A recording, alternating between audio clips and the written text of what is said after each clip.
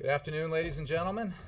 Let's get started. I have a quick announcement. Later this week, the President will meet at the White House with the Senate Democratic Caucus on Wednesday and the Senate Republican Caucus on Thursday to talk about the range of important issues on the legislative agenda, including the need to adopt a balanced approach in confronting the nation's long-term deficit challenges. The President plans to meet with the House Democratic and Republican caucuses at the White House for similar discussions in the next few weeks. And with that, I'll go to the. I don't have anything on that for you right now. Ben. Thanks, Jay. A couple of topics, please. We keep hearing about this good cooperative relationship with Pakistan in the fallout of the bin Laden raid, but to my knowledge, they're still not making available the three wives that were taken into custody after the raid. Do you know if they plan to do that? And if not, is that something that the White House is simply willing to accept? Ben, the United States and Pakistan have an important, complicated relationship, as we've said. The cooperation that we've had with Pakistan has been important for years now in our fight against terrorism and terrorists. And more terrorists have been killed on Pakistani soil because of that cooperation than anywhere else in the world. And that's important to note. Which is not to say we don't have our differences, because we do. We obviously do, and those differences are frequently aired. But the fact of the matter is that that relationship is important. The cooperation continues to be important for the United States in order to pursue al-Qaeda and other terrorists as the war continues after the death of Osama bin Laden. So we are in consultations with the Pakistani government at many levels about the matter you raised, Osama bin Laden's wives and the other, some of the other materials that may have been collected by the Pakistanis after the commando team left. And we'll continue those conversations. We believe that it is very important to maintain a cooperative relationship with Pakistan precisely because it's in our national security interest to do so. Where do you think those conversations will lead, specifically on access to wives and intelligence? I mean, isn't that the essence of cooperation? Well, we remain confident that we will continue to be able to cooperate with the Pakistani government. I don't have a specific announcement about what that cooperation will produce, but we do believe it's important, and we do believe that it will continue. Does the President trust the Pakistani leaders when they say, in essence, that they're going to do a full investigation about whether anybody was complicit in harboring bin Laden? Well, what we have said is that we think it's important that the Pakistanis do a full investigation. We are obviously doing a full investigation and examining some of the substantial material that our operators collected in bin Laden's compound for evidence of the support network that must have existed to allow Osama bin Laden to continue to live in Abbottabad for so long. I will cite Tom Donilon from his interviews yesterday, where he said he was not aware of any indication at this point that anyone in the leadership or in the Pakistani government was aware, had foreknowledge of bin Laden's presence there in Abbottabad. But obviously this is an ongoing process. And again, that it is important to remember, as complex as this relationship is, despite the differences that we have, that it remains a very important and vital relationship for the United States because of our national security interests. And that is why we continue to make the effort to cooperate with Pakistan, because it's in our interest to do so. So when they offer those assurances that there will be a full investigation, is that something that the administration believes?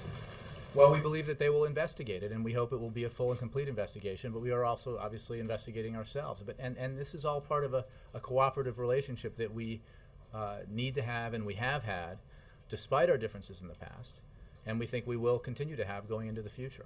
Quick question on one other topic. The immigration speech tomorrow the President plans to give, can you give us a sense of whether he will be making any points that are new? Obviously, he gave the big policy speech at American University.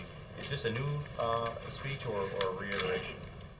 Well, I think there will be new elements to it. I mean, I encourage you to listen and watch, as I do Americans everywhere, because it will reflect his continued commitment to comprehensive immigration reform. We weren't able to achieve it in the first part of this term. the president's term, but it remains a priority of the president's, even though it's hard. He takes on hard things because he believes they're important to get done, and hard things often mean bipartisan things. And one thing I would note is that there was substantial bipartisan support for comprehensive immigration reform in the past at the highest levels of the Republican Party, including the president, George W. Bush, including Senator John McCain, the Republican Party's nominee in 2008. So that the capacity for bipartisan support for this kind of immigration reform, comprehensive reform, exists. It existed in the past. We think we can build support for it again in the future. And the president's speech tomorrow will be about trying to continue to build public support. And I think he will make points about the steps we've taken on border security, the fact that the number of border agents today is double what it was in 2004. We have tripled the number of intelligence analysts working the border. We've deployed unmanned aerial vehicles that now patrol the border from Texas to California. We are screening 100% of southbound rail shipments to seize guns and money going south, even as we go after drugs coming north. So we're seeing results, and he will also talk about, if I may, the economic impact, the economic imperative of immigration reform. I mean, it is simply foolish as a matter of policy when we think about global competition, economic competition that we face in the 21st century, to educate some of the smartest, most creative, entrepreneurial young people from around the world in our universities, the finest in the world, and then not let them stay to start businesses, to launch startups, to create jobs here in America. I think Mayor Bloomberg recently noted this fact, that in recent years, a full 25% of high-tech startups in the United States were founded by immigrants, leading to 450,000 jobs. We need those jobs. We need those good, high-paying, high-tech, 21st century jobs. So this is another point he'll be making. Yes, sir. Back to Pakistan. Prime Minister Gilani of Pakistan, in his address to Parliament today, seemed more focused on what his government sees as a violation of its sovereignty in the Osama bin Laden raid, and not as much on the issue of getting to the bottom of whether anyone in his government was complicit in sheltering bin Laden. How concerned is the administration that these kind of recriminations may severely damage relations that are already strained? And he also warned of serious consequences if any further mission of this sort is undertaken. Is the U.S. taking that seriously and going to hold that? We obviously take the statements and concerns of the Pakistani government seriously, but we also do not apologize for the action that we took, that this president took. He said, dating back to the campaign, if there is an opportunity to bring Osama bin Laden to justice, and he's on Pakistani soil, and this is the only way we can do it unilaterally, he will take that chance and do it, and he did. It's simply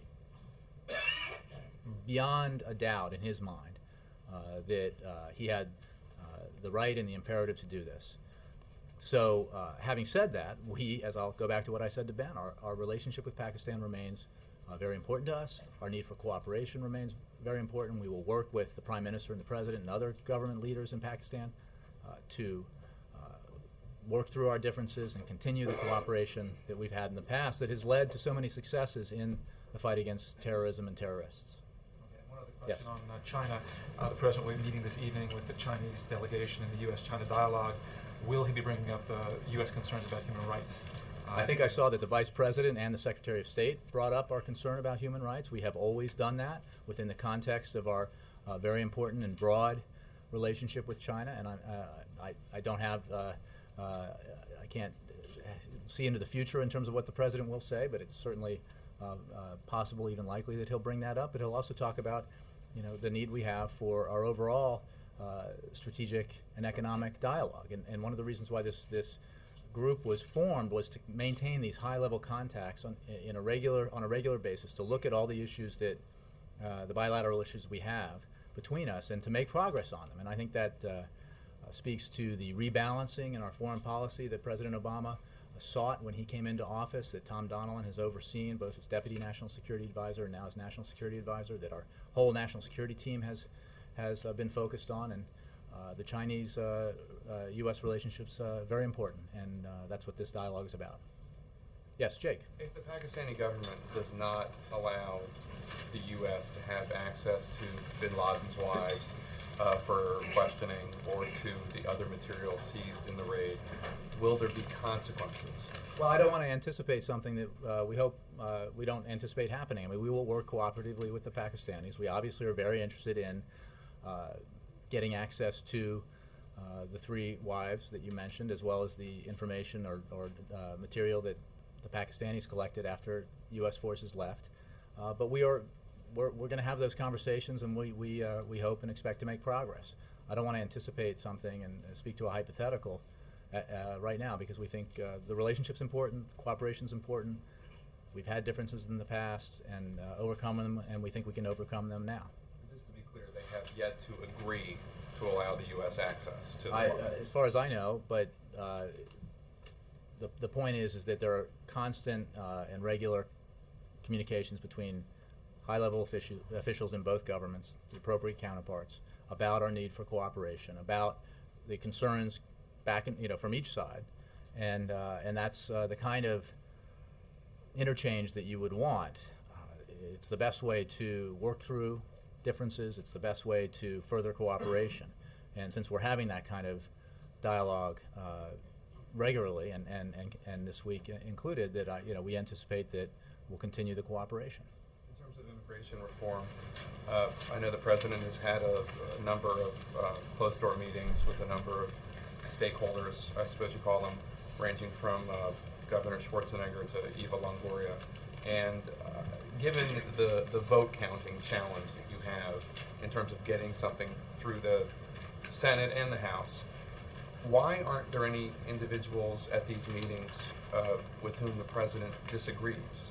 Well, but the important part, I mean, he has been meeting with stakeholders who view comprehensive immigration reform as a necessity. Maybe not in agreement on every detail of what you put into that package and how you get there, but they are. But they also represent a cross-section, a broad cross-section of America, who Republicans, Democrats, businessmen and women, NGOs, across the board. And what I think that says in building what a president needs to do in many cases is build public support. And one of the things he does through this public campaign, meeting with stakeholders, giving speeches, is try to raise the profile of an issue, communicate to the American people and members of Congress why it's an imperative and what the positives are, especially in this case, as I mentioned, the economic imperative, as well as the border security imperative, to try to build the case. I mean, that's the president, using his unique abilities because of the nature of his office to communicate, can build the support you're talking about. And so meeting with stakeholders is a way of rallying supporters for comprehensive reform, asking them to go out and speak on behalf of that goal, and to try to generate some support and generate some pressure on Congress to take action. I guess the question is, wouldn't it be better if you're going to take that approach, and you're not going to go directly to the John Kyles and John McCains of the world, but you're going to try to go to people who will influence them? Why not try to win over the Governor Brewers and the Governor Martinez? Well, I think you do. I mean, this is a process where you have meetings with stakeholders, and maybe you have meetings with legislators who might be crafting legislation if we get to that point, which we hope we will, or other elected leaders around the country further down the road. One does not preclude the other. This is an important part of the campaign to build public awareness and public support for comprehensive immigration reform, which we have to do to make sure that it's got the kind of momentum behind it that gets Congress's attention. I mean, we in Washington, you, the government, the Congress, the White House, are dealing with a lot of big issues, and there's a competition for attention, and to give immigration the attention it deserves, the need for immigration reform, the president gets out there and gives a speech like he gives tomorrow. He meets with stakeholders, and he'll take other steps as this process moves forward.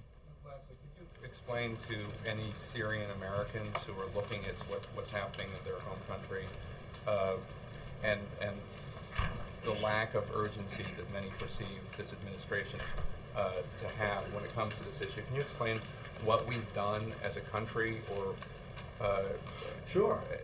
that has had any impact whatsoever on the behavior of the government there? Well, here's the point I'll make, is that you can take actions that have impact on behavior, and the behavior may not change instantly. And I understand that as we all witnessed the historic transformation and upheaval in the region, as these unpredicted events have taken place, that there's been a desire for, like, what's the end point? What's the closure? What why aren't we doing something to make this turn out well? And the fact is that we're doing a lot of things in the case of Syria. We strongly condemn the abhorrent violence that the Syrian government has used against peaceful protesters. We have, as you know, in addition to the existing sanctions against the Syrian government, instituted targeted sanctions against government officials to put pressure on them. We've worked with our allies to put united pressure on the Syrian government to cease and desist, and we continue that call today. And the isolation that Syria feels will, we hope, affect its behavior. We've made it abundantly clear that the Syrian government security crackdown will not restore stability and will not stop the demands for change. In other words, the action they're taking is actually entirely counterproductive to the goals they seek. If they seek stability, they're actually producing instability. The protesters are there because they want, as they have been in many other countries, they're demanding to be heard. They're demanding their rights. They're demanding a government that listens to their grievances and respects their aspirations. And stability comes when governments do that, when they engage in a dialogue with the opposition, when they produce the kinds of political reforms that, in this case, the Syrian leadership has promised but has not delivered. We believe, and we've called for this to happen, we believe that the Syrian government needs to act on its words, act on its promises, and that stability will come from that. Let me move through the row. Dan. Back on Pakistan. Can the U.S. maintain any kind of real relationship with Pakistan if it turns out, based on all this computers and other equipment and information seized from the compound, if it turns out that there's clear evidence that the government intelligence in Pakistan was helping Osama bin Laden? Well, that's a hypothetical, Dan, because we're obviously reviewing this intelligence and we're investigating the support network that presumably existed to allow Osama bin Laden to live in Abbottabad in that compound for as long as he did. What I've said, and I'll say to you, is that this relationship is too important to walk away from. Our cooperation has been highly productive in the past, even when it hasn't been the result of agreement on every issue. And it's important for Americans to know, and understandably Americans are asking some of these questions about bin Laden being found where he was found and the duration that he was there. These are completely legitimate questions to ask, and we're asking them as well. But they should also understand that this relationship, as complicated as it is, has produced results that have benefited American security. In fact, I think the President said, and others have said, that while we did not inform Pakistan, and Pakistan was not aware of the operation against Osama bin Laden, the overall assistance that they have provided over the last number of years helped in that mission. And that's important to recognize as well. So this is a relationship that the U.S. will never walk away from? Well, I didn't say that. I'm saying that it's too important to walk away, without careful consideration. Maybe that's probably loose language that I shouldn't use. The point is that the relationship is complicated, but it is important. It has been cooperative in the past in ways that have been very beneficial for the United States and for American security. And we look forward to continuing the relationship precisely because it's in our national security interest to do so. Afghanistan, you said shortly after Osama bin Laden was killed that nothing had changed in terms of the timeline for the withdrawal of troops. With a few more days between What I said period, then? yeah, has anything changed at all? Is the administration reviewing its strategy, its policy in Afghanistan? No, not in the sense. The administration, let me back up. The administration is, of course, in the process of reviewing the situation on the ground in Afghanistan and the progress that we've made since the surge reached its full complement, and the president will look at the recommendations from his military commanders for the beginning of that transition in July, and the pace of the drawdown. What is not changed at all is the fact that there will be the beginning of that transition. There will be the beginning of a drawdown of those troops. And what also hasn't changed is, in fact, it's been reinforced by the events of 8 days ago, is that the president's decision to refocus the U.S. government's attention on the AfPak region, on the fight against al-Qaeda, has produced tremendous results for national security, for Americans' security. Obviously, culminating most recently in the elimination of Osama bin Laden, a mass murderer and the most wanted man in the world. But prior to that, we have, through that refocus, been able to put greater pressure on al-Qaeda than ever before, reducing the ranks of its leadership and forcing, putting the squeeze on al-Qaeda in a way that hadn't been done in a long, long time, and making them weaker, which is good, again, for the primary goal. And remember what the president's, the first line in terms of what the goals of his strategy were, his AfPak strategy, his Afghanistan-Pakistan strategy, announced in December of '09, was disrupt, dismantle, and defeat al-Qaeda. And remember, we had an interlude for a long time between the invasion of Afghanistan and the arrival of this president in office, where the focus, the principal focus in the national security sense of the administration was on Iraq and not on Afghanistan and not on al-Qaeda Central. And the shift was important in producing not just the elimination of Osama bin Laden, but a lot of other clear victories in that fight. So just to clarify, the beginning of the drawdown, you didn't attach a date to that. It still remains July the same. 2011, unchanged, correct. Yes, Chip. Thanks, Jay. The president in his interview said that we don't know whether there might have been some people inside government and who knew about Pakistani government, and then Donilon made very clear there's no indication that anyone in the leadership knew. Was he in any way? Let me. what the president said? No, not at all. Let me just make clear what Mr. Donilon said was that at this point he was not aware of any indication we've had that leaders in Pakistan had any foreknowledge of Osama bin Laden's presence in Abbottabad, in that compound. And what we're doing, obviously, with this treasure trove of information is exploiting it for a lot of purposes. One, obviously, looking at it in terms of potential threats, but also in terms of the support network for bin Laden. And I don't have any updates on what either the president or the National Security Advisor said. Following up on the questions about the Prime Minister of Pakistan's speech today, his specific words were Pakistan reserves the right to retaliate with full force if the United States were to engage in another unilateral action. Number one, does the administration object to that kind of threatening language? And number two, do you think, does that apply to drone strikes in addition to this kind of unilateral action? Chip, all I'm going to do is return to what I was saying, which is that the relationship is important. We are in communication at a variety of levels with the Pakistan government about both the operation that took place and the cooperation that we hope to get together with the Pakistanis going forward in our fight against al-Qaeda and terrorism in the region, and obviously that the victims of that of the terrorism that is the focus of this fight are not just Americans alone. They are Pakistanis. Many Pakistanis have suffered the loss of life because of the terrorists in their midst. So this is a fight that's in the interest of both countries, and we look forward to cooperation in the future. But that sounds like a threat. Retaliate with full force. Do you deem it a threat? Look, obviously Pakistan is a sovereign nation, and we understand their concerns. We have made clear that given the threat that Osama bin Laden represented to the United States, given that he was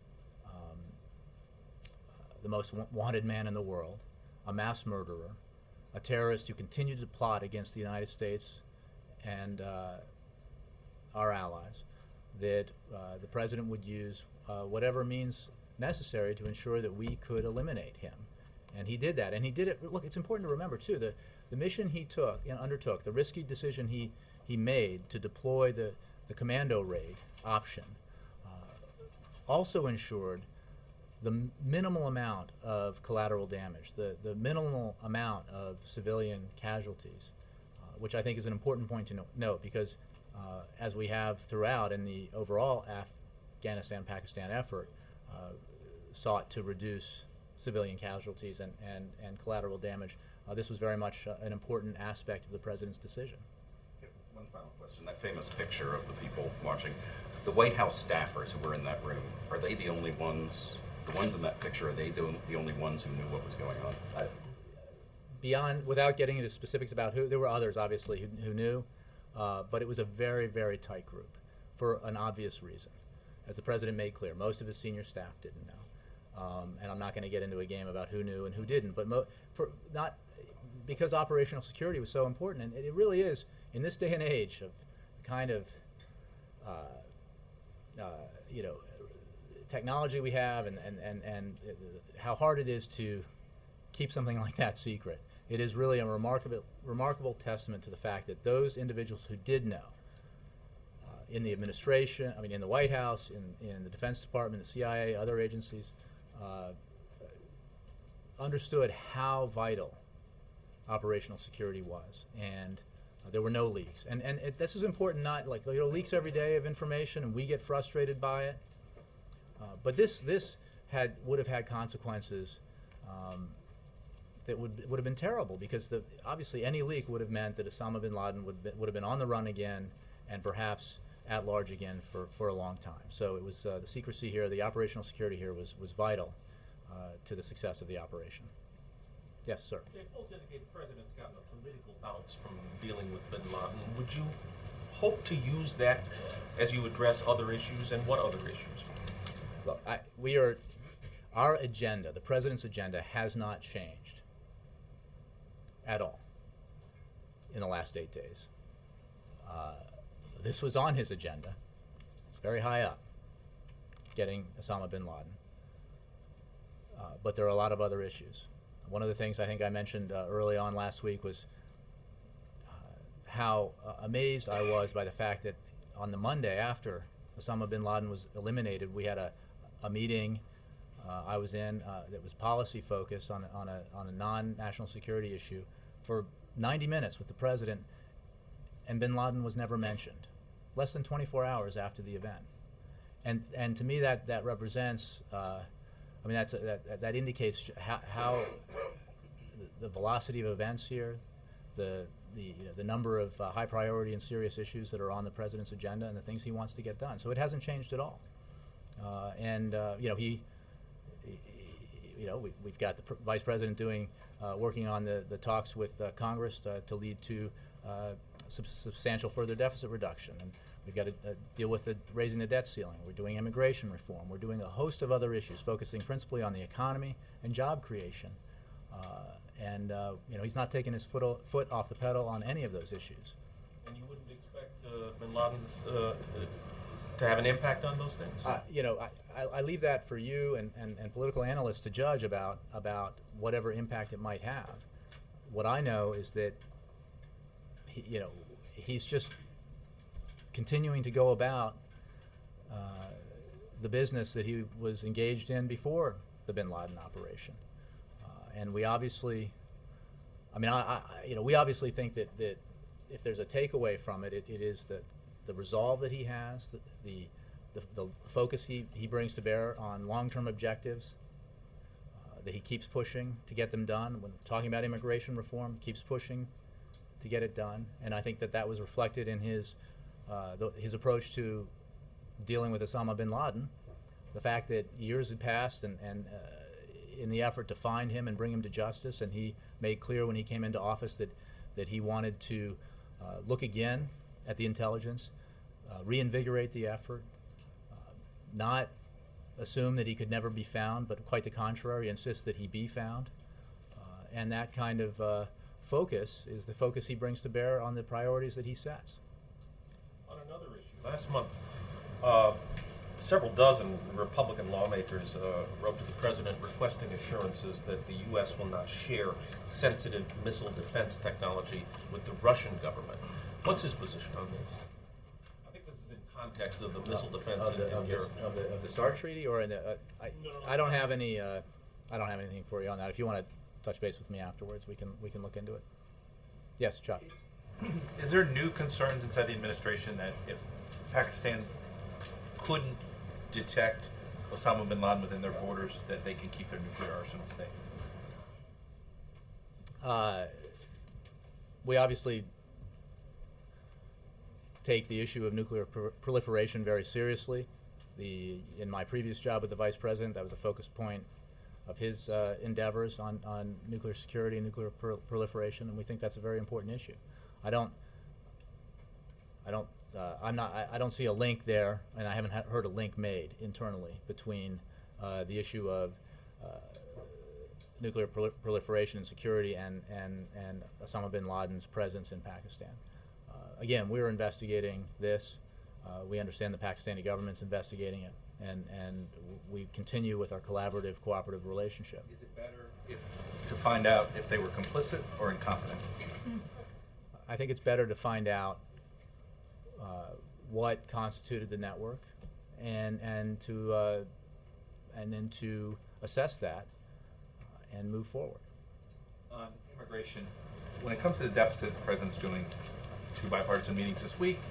He's got Vice President Biden doing all these things. It seems that we know a pattern here. When the president's serious about getting a piece of legislation passed, he does all of these things. When it's more about doing, when it's the timetable's much further out, we see things like he's been doing with immigration, which is 3 straight political meetings in the last week, then this tomorrow.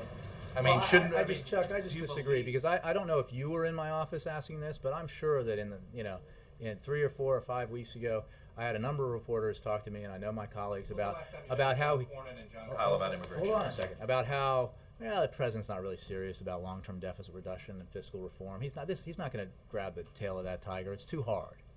Well, you know what? He is serious, and he is addressing it. And the same is true for immigration. And look, I mean, this is what the most valuable commodity that exists in the West Wing is the president's time, as you know. Everybody here knows. And just look at how much time he's dedicating to immigration reform, and that should tell you how seriously he is approaching this issue. Again, he can't, unfortunately, the world we live in, a president, just like you guys, we can't just do one issue. Let's just do one issue this month. Wouldn't that be great? He's got to do fiscal reform, he's got to do immigration, he's continued the fight against terrorism, continue with his national security issues, and immigration remains a high priority. Nobody's doubting the president's time, but it seems as if that this is just talking to supporters, just looking to figure out a way to Chuck, talk to people who agrees with his position. I understand that, but it seems as if it's a piece of legislation. You're going to talk to Cornyn and Cobb, who are the 2 people that might be standing in the way. Well, we already know from the first 2 years, the last Congress, that there was political opposition to comprehensive immigration reform, including from some places where there used to be political support. We are endeavoring to change that dynamic by rallying public support, by raising public awareness about the need for comprehensive immigration reform. Again, it doesn't preclude, obviously there will be a time for consultations with the lawmakers you mentioned, but just sitting in a room with some lawmakers is not going to get you any closer to that legislation than it did in the past. So you need to, this is again, the president would not be dedicating this amount of time to it if he didn't believe it was a high priority. And I think it is, having covered this place through 2 administrations, this is the coin of the realm. The president, you can judge how seriously a White House takes an issue by how much time the president is focusing on it. And I think that's sort of end of argument. Does this have to be decided? Is it going to take a ballot box decision to I don't push? know. Is that what you I don't guys are know. assuming or preparing for? I don't. Mike played out in the ballot box. Robert said he'd leave me a crystal ball, but I haven't found it yet. I don't know. I think it's important to get done. Yes, look. Continuing on the subject, the Republicans who are standing in the way of this right now say that the administration needs to do more to secure the border. The administration has obviously done several things to secure the border, but do you think that these demands from Senators Kyle and McCain are reasonable and can be met, or do you think that do you dismiss them? No, look, I appreciate acknowledging, as you did, that we have done many substantial things in terms of border security. I could go through the list again, but I think they appeared earlier in this briefing. And we take border security very seriously. Comprehensive includes security, and as a major component. And that's part of the reform that he's looking to achieve. But it also, it's not security alone. You need, the comprehensive nature requires that you take in all the elements and see the benefits of immigration reform, which include some of the economic things I mentioned before. I mean, look, Bill Gates, the United States will find it far more difficult to maintain its competitive edge if it excludes those who are able and willing to help us compete. There's an economic imperative here to get this done. So it sounds like what you're saying when you say comprehensive includes security is that the legislation should include The security. approach we've always taken has included security as part of it. We don't want to break it apart because we think it needs to move comprehensively. What their argument is, and I want to find out just a direct response to this, is you need to do the border security first. Essentially, they're saying we don't want to even move on anything involving the guest worker program or the path to citizenship that prior until the to, back when some leading Republican lawmakers supported immigration reform, this is what has happened since then on border security. Doubling of the number of patrol agents on the border, tripling the number of intelligence analysts working the border. That's just since we've been around. Deploying unmanned aerial vehicles that now patrol the border from Texas to California, and the fence that was demanded back in 2007 is now basically complete. Now, these are substantial actions that have been taken since there was broader support for comprehensive immigration reform. So we have acted specifically on border security alone. We think that border security needs to be part of the immigration package, the comprehensive package, and we believe that we have to move forward in total. So do you believe they're moving the goalposts on this? I just think we need to all work together, focus on the imperative here, and get the job done that the American people want us to get done. This is a classic case of cannot do it with one party, have to do it in a bipartisan way, and it requires focus, it requires education on the issues, and persistence. And we're providing as much of those three things as we can. And just to be crystal clear, you would say that you've done enough on border security, it's time to move on. I think we continue to work on border security, but we believe that comprehensive immigration reform should be comprehensive. Yes? Jay, you said this trip tomorrow and the recent meetings the President has had were aimed at generating pressure on Congress. Bottom line here, realistically, what are the odds for the DREAM I'm not an Act odds maker or a crystal ball reader. I think that what were the odds? Yeah, I used to do that a lot. I mean, and nobody. What are the prospects The for great thing passage is of you could any- go on television and predict something, and nobody held you accountable. It was awesome. But in this pre-election year, what are the prospects for passage of any meaningful immigration? look, I don't know. I don't have a percentage figure for you, but I can tell you that it's important. The president thinks it's important. The sooner it gets done, the better for the country, for the economic reasons that I mentioned, for the security reasons that we've discussed, and that's why he's focusing on it. What were the odds that we'd get the tax cut deal that we got? What were the odds that we'd get the kind of deficit reduction we got in the CR debate? What are the odds that we'd get the kind of agreement that we hope to get out of the negotiations being led by the Vice President? We are congenital optimists here, and we think we have reason to believe that our optimism is merited. Yes? Nothing. Mara? The president has said in a couple of his immigration appearances that he's refocusing the deportation policy away from students to criminals. Has that happened? What's the evidence of it? I don't have data for you, Mara. I encourage you to. But has it happened? I refer you. I don't know that. I don't know the data. One So. of the big demands of the Hispanic groups is that you No, stop I understand that. I think they're speaking broadly, and because I don't have the data in front of me, I believe that is the case. but I would encourage you to talk to DHS and ICE about the figures. Okay. And in terms of tomorrow's meeting with the debt ceiling negotiations, now that it seems like the parameters have narrowed a bit on what they're talking about, can you give us a kind of update on what's expected to come out of the meeting tomorrow? Well, I don't, any more than I would have predicted, you know, a celebration of a comprehensive agreement out of one meeting. I'm not going to predict that would happen out of the second meeting. But what we did see was progress. We did see, I think, a recognition by both or all sides that that the issues here are important. I mean, you know, if you step back and look at, like, how do you get hard things done when you have opposing sides? Well, one, you know, if you a major step is agreeing on the problem. Like, you can't solve a problem if you don't all agree what the problem is. We agree there's a problem. We agree we need to deal with this, right? Then you step back and say, well, what's your target for solving the problem? What's your goal? Now, the details of how you get there are complicated. You got to negotiate them. But what's your goal? Well, we have that as well. $4 trillion over 10 to 12 years. What are the elements that contribute to our long-term deficit and debt problem? We all, well, largely all recognize what those elements are. Some of the And, elements have been off the table. well, what we have also said, what the president has said and others have said, is that this is, again, it's the reason why this hasn't been resolved in so long is because it's hard, right? And it takes time.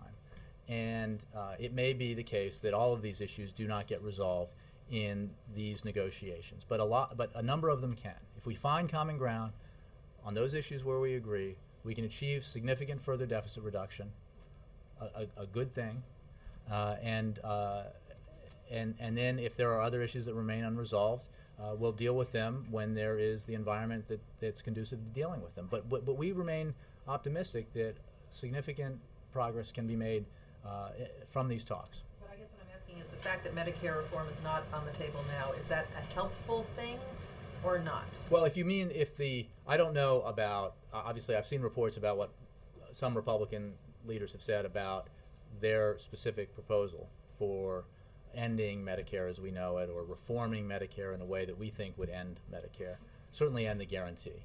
How that plays out in these talks, I don't want to negotiate from here. We obviously recognize, and have from the beginning, the president has, that one of the major drivers of our long-term deficit and debt problems is entitlement spending.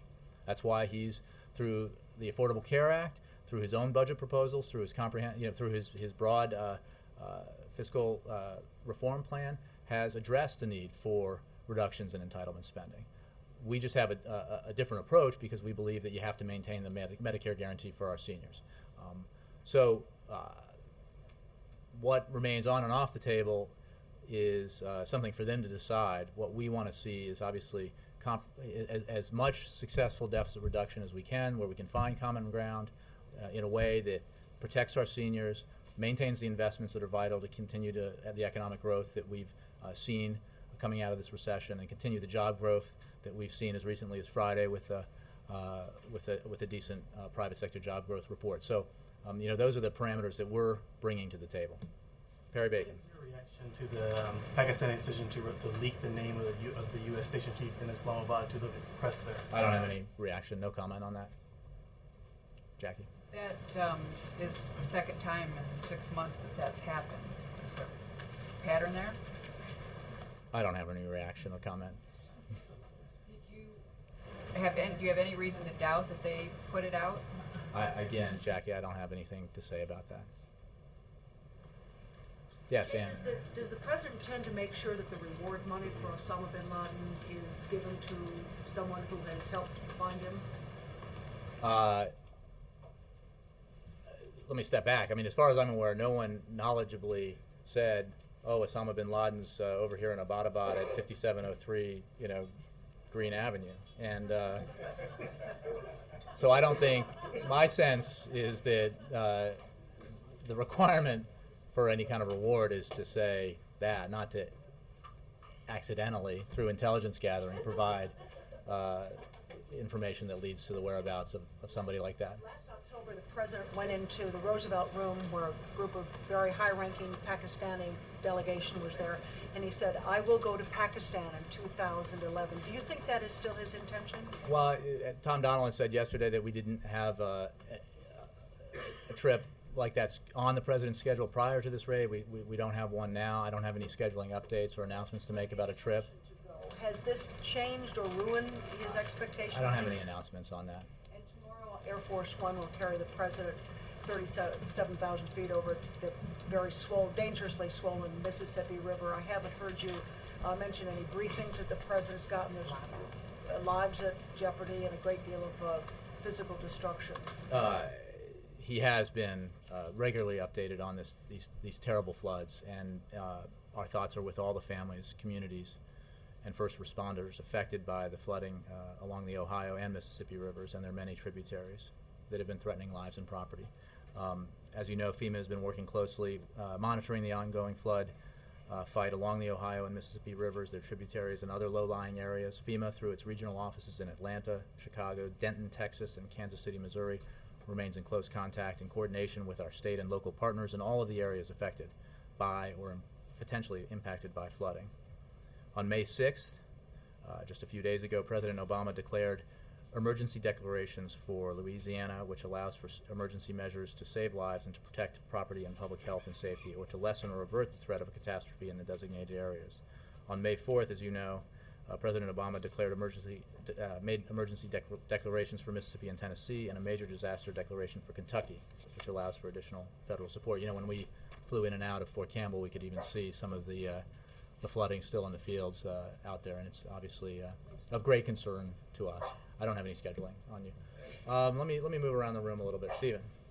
Could you talk about the reasoning behind the decision to release those videos of bin Laden, specifically the one where he was watching himself on TV?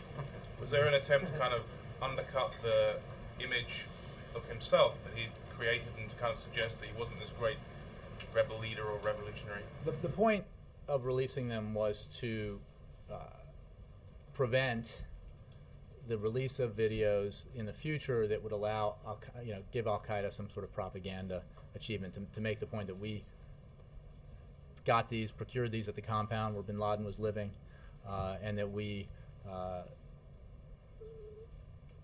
know now what he was up to, and that's why, in all cases.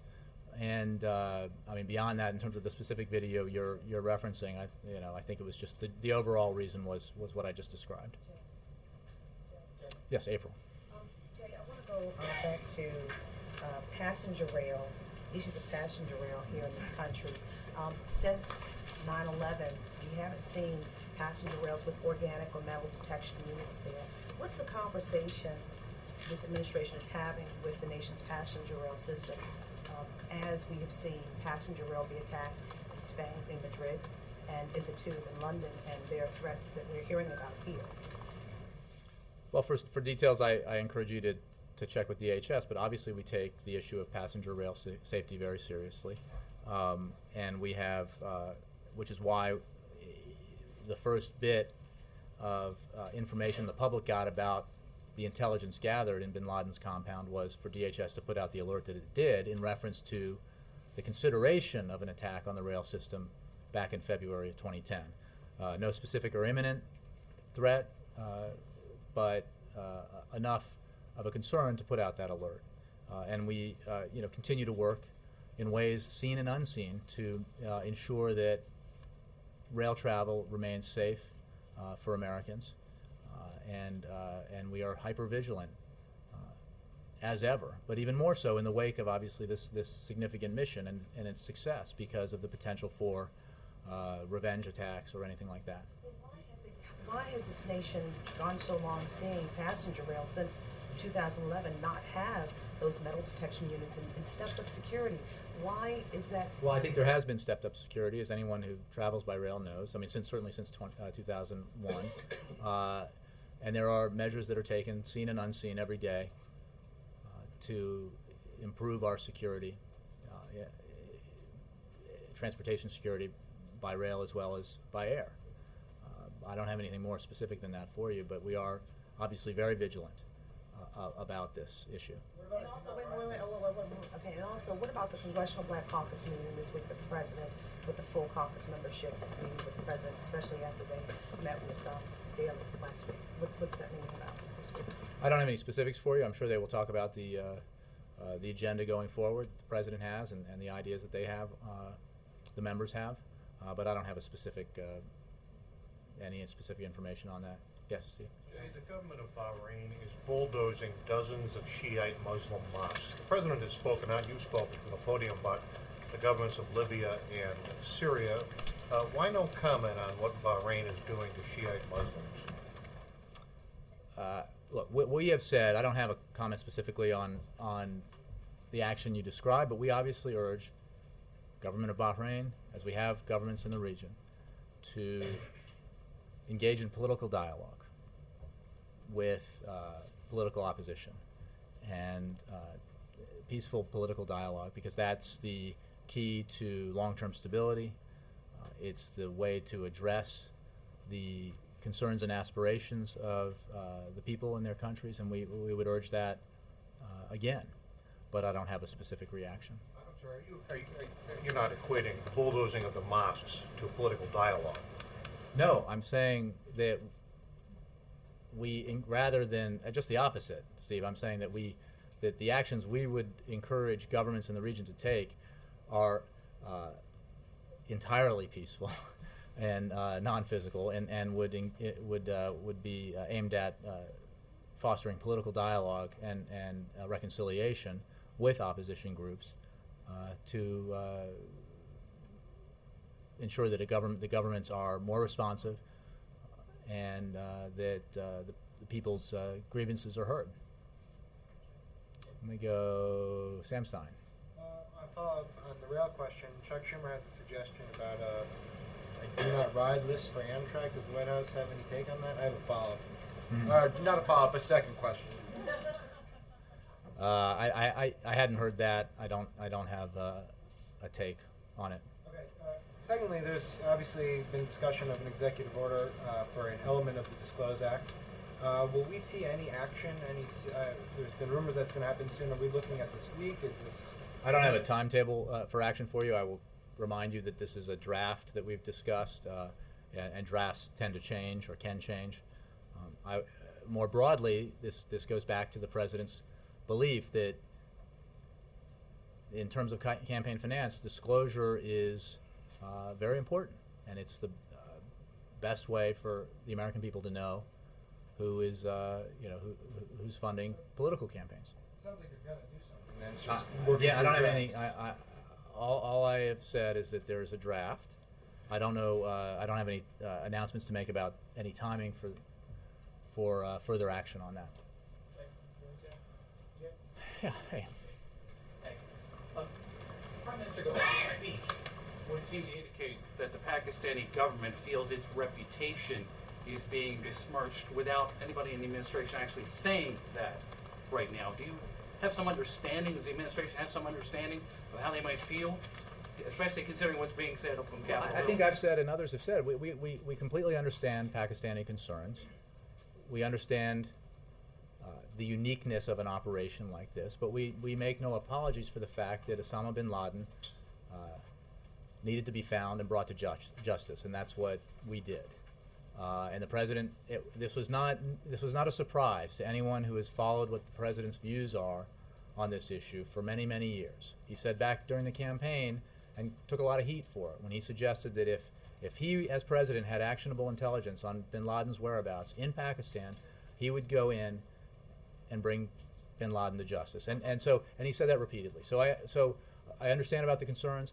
We are, as I've said earlier, in answer to other questions, in regular and constant communication with Pakistani leaders in the government at various levels, discussing our relationship and the need for continued cooperation. Talking about the reputation of the government with a lot of implications that somebody I in this understand. government had to know. Well, look, I would point you to what the National Security Advisor said yesterday, again, based on his assessment as of that interview, about that issue. And in general, we obviously are interested in discovering what was involved in the support network for bin Laden, as the Pakistani government has said it is interested. Stepping back from that, I would just say that we appreciate the support we've gotten from Pakistan in the past, the cooperation that we've had in the past in helping us take on the terrorist threat, a threat that affects both our countries, and we continue to look forward to continued cooperation in the future. Andrei, пожалуйста, еще раз. First, I wanted to ask you to give me also Wendell's response to Wendell's question about the missile. That's up to Wendell. No, I mean, if you will be giving Okay. it to him, please give it to others too. I mean, myself included. Second of all, I wanted to ask you if you have anything on D-Day in Europe, which is today in Russia. Mainly, did you remember the anniversary of? I do. I've been to a few parades in my day. What was that? I've been to a few parades on this day in the past. I don't have anything specific, except obviously that this was the conclusion of the Second World War in Europe was an important achievement for both countries and all the allies. And then thirdly, the National Journal said recently that the overall cost of tracking down and eliminating bin Laden was over $3 trillion. I have no idea about that estimate, but I think most Americans would feel that it was worth every penny. Thank you very much.